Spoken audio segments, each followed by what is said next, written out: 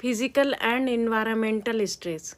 तो physical stress तो हमारे फिजिक्स से उत्पन्न होती है, जैसे बहुत अधिक काम कर लेने से हमें थकावट होती है, न्यूट्रिशस अगर डाइट नहीं लेते हैं तो भी हमें दिक्कत होती है, नींद आने में कठिनाई होती है। तो ये सब हमारे फिजिकल स्ट्रेस हैं।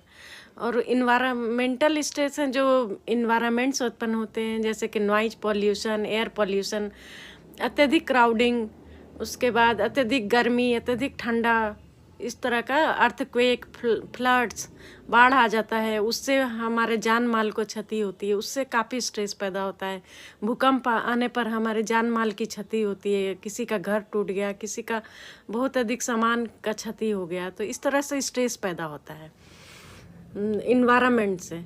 उसके बाद ये साइकोलॉजिकल स्ट्रेस जो होता है वो हम पैदा करते हैं, जैसे कोई प्रॉब्लम होने पर अगर उसको हम सॉल्व नहीं कर पा रहे हैं तो स्ट्रेस होता है, हम लोग बहुत अधिक उसके बारे में सोचने लगते हैं, एंग्जाइटी होती है, डिप्रेशन हो जाता है।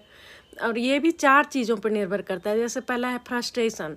तो फ्रस्ट्रेशन में क्या होता है, जब हम लोग अपने अचीव्ड गोल, जिस गोल को अचीव करना है उसको नहीं प्राप्त कर पाते हैं तो हमें काफ़ी फ्रस्ट्रेशन हो जाता है, जो आए दिन हमें देखने को मिलता है।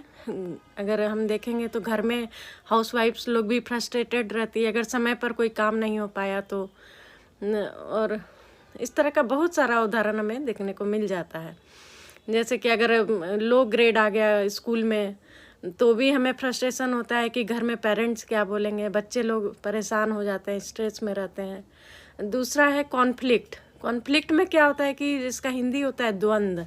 हमेशा 2 चीज़ों में हमें चूज़ करना रहता है। जैसे कि कोई बच्चा है, उसे अगर डांस करना पसंद है और हम उसको बोलेंगे कि उसी समय पर या तो तुम डांस करो या पढ़ाई करो या साइकोलॉजी पढ़ो, तो उसमें वो बच्चा स्ट्रेस में आ जाता है क्योंकि उसे डांस करना पसंद है और पेरेंट्स चाहते हैं कि वो उस समय पढ़ाई करें, तो वो कॉन्फ्लिक्ट में आ जाता है। तीसरा इंटरनल प्रेशर होता है, जिसमें कि हमें सबसे अच्छा बनना है, उसके अंदर से ही ये प्रेशर आता है कि I am the perfect person, मुझे हर काम परफेक्ट ढंग से करना है। और उसमें अगर कोई दिक्कत हो जाती है काम करने में तो उसे डिसअपॉइंटमेंट होता है और स्ट्रेस हो जाता है। उसके बाद है सोशल प्रेशर।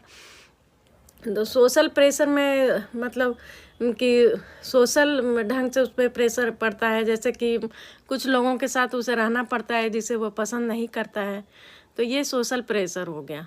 और उसके बाद हमारा सोशल स्ट्रेस आता है। तो सोशल स्ट्रेस क्या है, तो सोशल स्ट्रेस जो है इसमें भी हम